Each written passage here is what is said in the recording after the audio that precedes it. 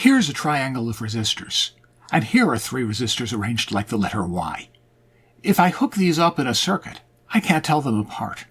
They're electrically identical. Is there something special about the resistor values in that triangle? Or can I do this with any triangle of resistors?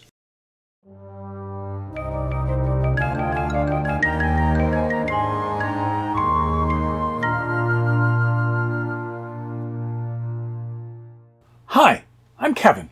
Welcome to my cave. Last time on the channel, we started looking at a sine shaper that uses a diode ladder. As I was working up an explanation of how it works, I found that the circuit analysis needs a basic concept that I've not yet covered, the Delta-Wye Equivalence, also called the T-pi equivalence.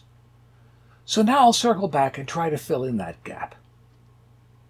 The equivalence gives us a way to reduce some 3-resistor circuits just as we reduce 2-resistor circuits with series and parallel combinations. One of them is the delta, with the 3 resistors arranged in a triangle, like the Greek letter delta if you turn the diagram upside down. The other is the Y, with 3 resistors connected to a common node like the letter Y. You'll also see these called T and pi networks, because if you ground one leg of them and straighten out the diagram, those are the letters they look like. But I'm going to stick with delta and Y, because they're more general. Now, what I'm going to tell you is that for any delta circuit, there's a Y circuit that behaves identically, and vice versa. This can be useful in circuit analysis because it can remove a loop from the schematic, letting you do more series and parallel reductions. Proving this equivalence, and deriving the equations for the resistor values, turns out to be a pretty long piece of math. I'm going to show it here, but I won't be hurt if you skip forward. The video has chapters, so look for the summary chapter if you want just the answers. Let's first look at the Y circuit. Thevenin tells us that we can completely characterize the circuit behavior if we analyze it with a current source between every pair of nodes. And superposition tells us that we can replace the current sources with open circuits and then turn them on one at a time and add the results. With only one current source connected, the third resistor is connected to an open circuit. We can ignore it. Using Ohm's law, we can define the apparent resistance between the two active terminals, and of course it's just the series combination of the two resistors. We can repeat the process for the other two pairs of nodes.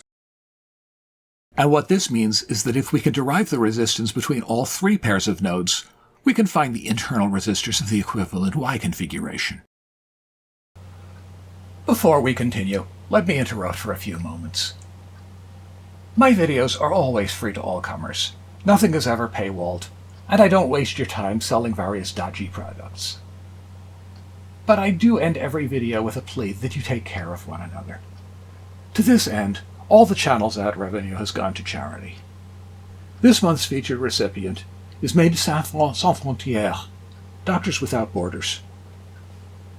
MSF is an independent international organization that offers medical humanitarian aid to people based solely on need, without regard to race, religion, gender, or political affiliation.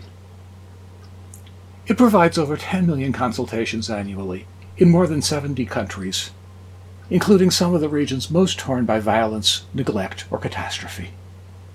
And it trains health workers and invests in local infrastructure to meet healthcare needs sustainably in a community-driven way. I'm asking my viewers to join me in supporting this organization. This is a small channel, so I've set a modest goal of $500. Those $500 could provide 2 treatments to cure patients of hepatitis C, 4 resuscitators for non-invasive ventilation in newborns, or enough vaccine to immunize nearly 1,400 children against measles during a deadly outbreak. We managed to meet our goal in the last fundraiser, so I'm sure that my wonderful viewers can get us there again. Won't you please join me today? Thank you so very much. Okay, here's an exercise for you.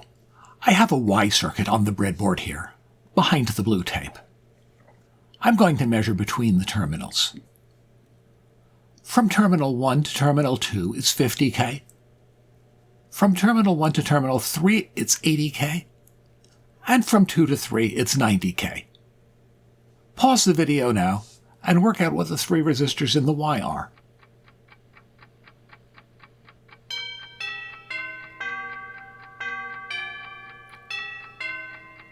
Resistor 1 is 20K, resistor 2 is 30K, resistor 3 is two 30K resistors in series, or 60K. Did you get it right? Now let's look at the delta configuration. Once again, we'll use the resistance seen by outside current sources, and once again, we'll consider the current sources one at a time. Now we have a slightly different configuration. We have one resistor directly between the two terminals, and a series resistor pair in parallel with it. That gives us the equation for the resistance between the two terminals. It'll be useful later if we expand it out.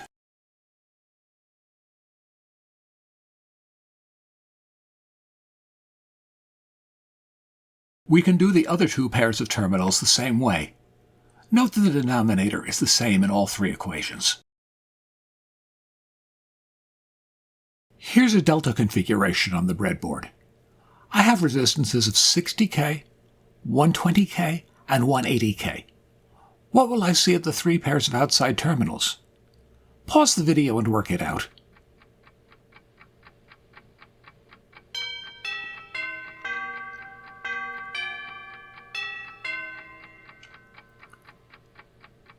Between 1 and 2, I see 50K. Between 1 and 3, I see 80K. Between 2 and 3, I see 90K. When I do the calculation, that's what the equations say, so we pass the sanity check here. It's also interesting to combine these equations with our previous analysis of the Y circuit to get a direct conversion from the resistances in the delta circuit to the ones in the Y circuit. Let's substitute in the three equations it left into the equation for R1. That's kind of a mess, but it's not nearly as intimidating as it looks, because there are two pairs of terms that cancel out.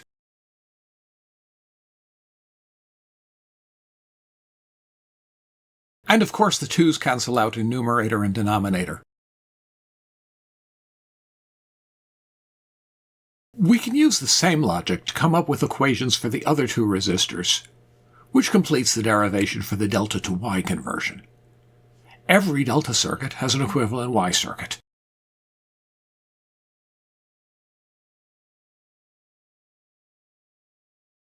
Y to delta is a lot harder to derive. If we were to fix R1, R2, and R3 in these equations, and try to solve them for RA, RB, and RC, well, it's possible, but the algebra is mind-numbing.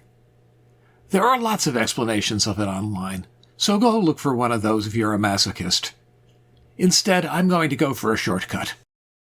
I'll set up the same delta circuit that we saw before, only now I'm going to look at conductances rather than resistances. Ohm's law for conductances is just the reciprocal of the version for resistances. Instead of current sources between the pairs of external nodes, I'm going to look at the behavior with a voltage source at each node. Using superposition, we can analyze the circuit by grounding all the voltage sources and then turning on one at a time. We'll start with source 1. The other two will be similar. The conductor between the two grounded nodes will be carrying no current, so we can ignore it. The remaining two conductors are in parallel, and parallel conductances add, so the external conductance is simple. The same logic goes for the remaining two nodes.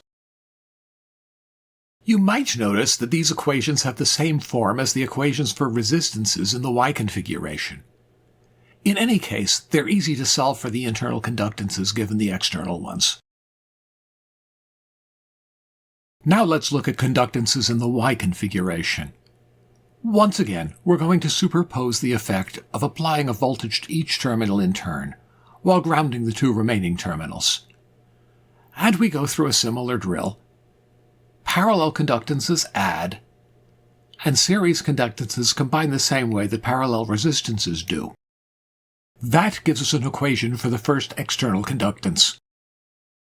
We can expand the parallel combination and expand the multiplication in the numerator. We can use the same reasoning with the other two external nodes. Remember from a few minutes ago that we can get the conductances in the delta network from the external conductances. We can do a massive substitution of the expressions for the external conductances in the right-hand column into any of the equations in the left-hand column. Doing it for the first equation gives us the monumentally ugly equation here. Fortunately, most of the terms in the numerator cancel out in pairs.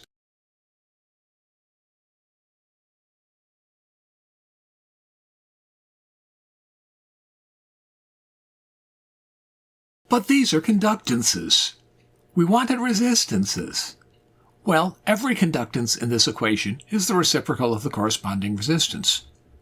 Substitute in those reciprocals and turn the fractions upside down on both sides of the equation. Put this part over a common denominator.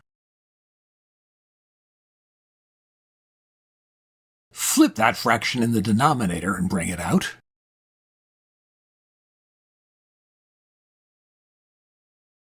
The R2s and R3s cancel out. We're left with a not too horrible equation for R sub A. The same calculation can give us R sub B and R sub C. We could also get them by symmetry. The numerators are all the same. We've now shown, by means of a ton of algebra, that every Y circuit has an equivalent delta and vice versa, and we've come up with equations for the resistor values in the equivalent circuits. I don't recommend memorizing these unless you plan to do a lot of work in three-phase power. I even less recommend rederiving them when you need them.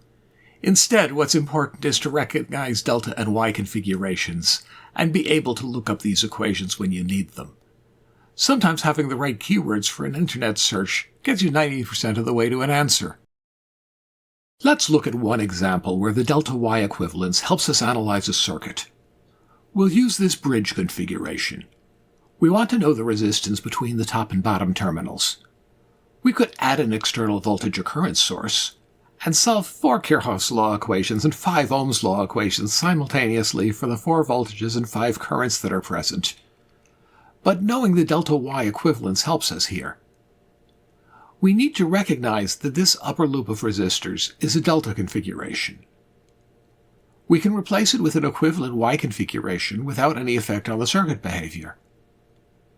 And we have the equations for what the resistor values need to be. Solving them is just plug and chug.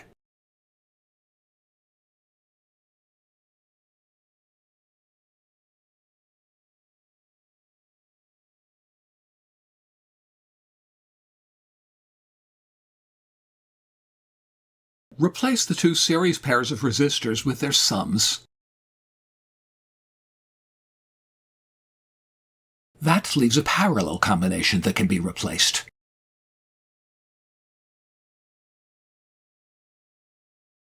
And now we have just a series combination to reach the answer. Let's breadboard it and make sure I didn't lie to you. Of course, we can calculate all we please. The real world doesn't care about our calculations. Here's that bridge circuit built up on the breadboard. What resistance do we actually see between the outer terminals? Looks just like that 24.3K that we calculated.